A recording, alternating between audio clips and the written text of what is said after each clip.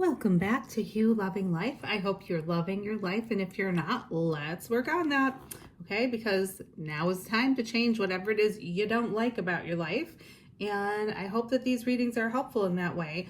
So you actually got two cards. The first one was the Sun, and the second one is Warrior. The Sun in the one deck is the number 1, and the Warrior is number 8. So I don't know if 18 means anything to you, but it's really interesting because the Sun represents new beginnings and creativity. And it's basically saying that whatever it is that you want to bring about in your own life, that use the time now to focus on that. So this is your time for new beginnings and to nurture what it is that you wish to create. The card that's the Warrior says that perhaps in a past life you actually were a warrior and you got very accustomed to taking on people's problems. So warriors would fight for other people and injustice, but the propensity in this lifetime might simply be that you want to take on other people's problems, and that neglects your own life. So if you are jumping to help, people fix their problems, you might want to ask yourself, is this something I should be doing? Because everyone has their own set of karmic things that they have to pay off. And usually they're supposed to do it themselves. And if you're taking on their stuff, it's actually not only going to hinder you from your own path, but it's also creating bad karma for yourself because it's not your responsibility.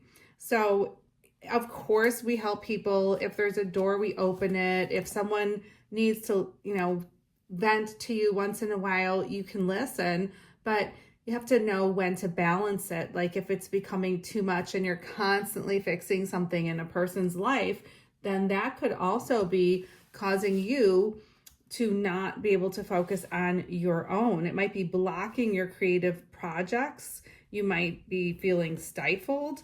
So it could indicate that you need to get back and reclaim your power and take back your control of your own life.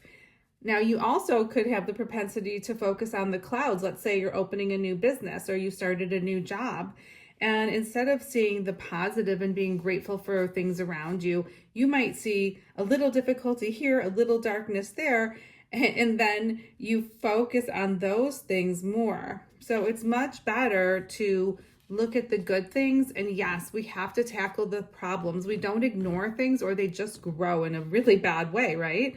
So opening your heart to the creative inspiration of divine love that you actually are. It's funny that you got the Sun because earlier today I read something, and it's another video, I'll actually link it, that talked about truly the best prose I've ever read. And I've been in 5 different religions on this journey of mine in this lifetime.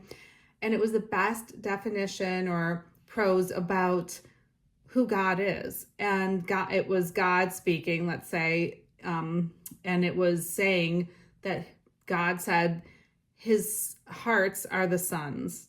So I would say that that points also to following your heart. Like, what is it that you're excited about that you don't actually foster? So if you can see this woman in that bowl with the lotus flowers, it looks like she's kind of being rebirthed. Now, any time in your life, you can start anew. Any moment, you can start over, literally. So you might have been doing something for 30 years. You might have been married for 30 years. You might have been doing, whatever it is, or living wherever you are. But truly, like, look at Grandma Moses. She started painting, I think she was like 70 years old.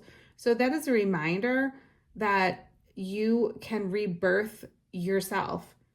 Okay, but of course it's got the Warrior. See, she is with a horse there. Okay, so there's a horse. She's got courage, and it says taking on challenges. So, you're never going to birth anything new if you're not taking on challenges, if you're not trying to grow in some way and nourishing yourself. Maybe get out in the sunshine. That could also be something for someone. Get into nature, commune with nature and animals. So this warrior princess is with a horse. I mean, she's comfortable with the animals and nature. Maybe that's a sign for you to spend more time outdoors. I really find for myself, I take like 3 or 4 walks a day personally. Honestly, outside, I go out all the time in the summer because I really truly feel like it's the best time for me to commune with all that is, source, God, all, whatever you want to call it, and get really great ideas.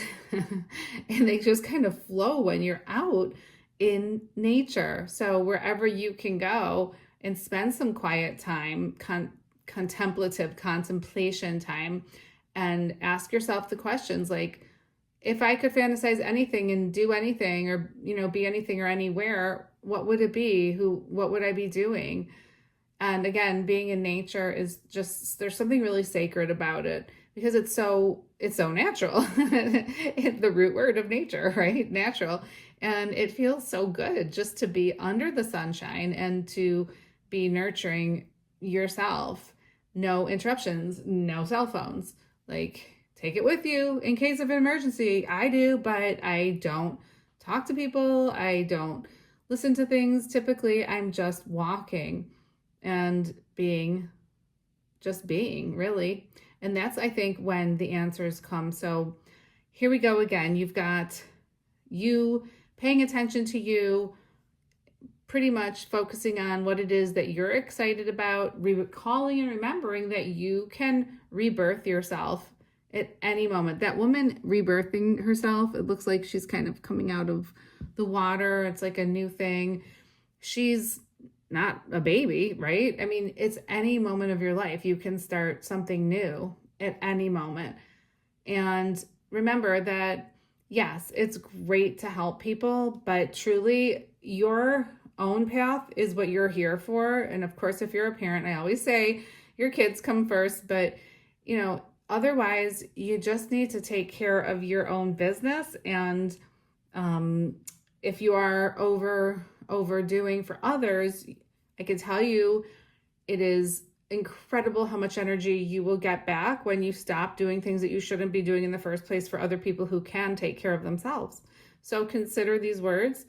I hope you are loving your life. And again, if you're not, check out all the other videos, and a word you can chant that raises your vibration to the 5th dimension and above is Hue. And it's just Hue. And you just chant it, opening your heart in love, and it pulls in the highest of vibrations into your physical human form, which then permeates through you in the inner realms, and the outer world will change.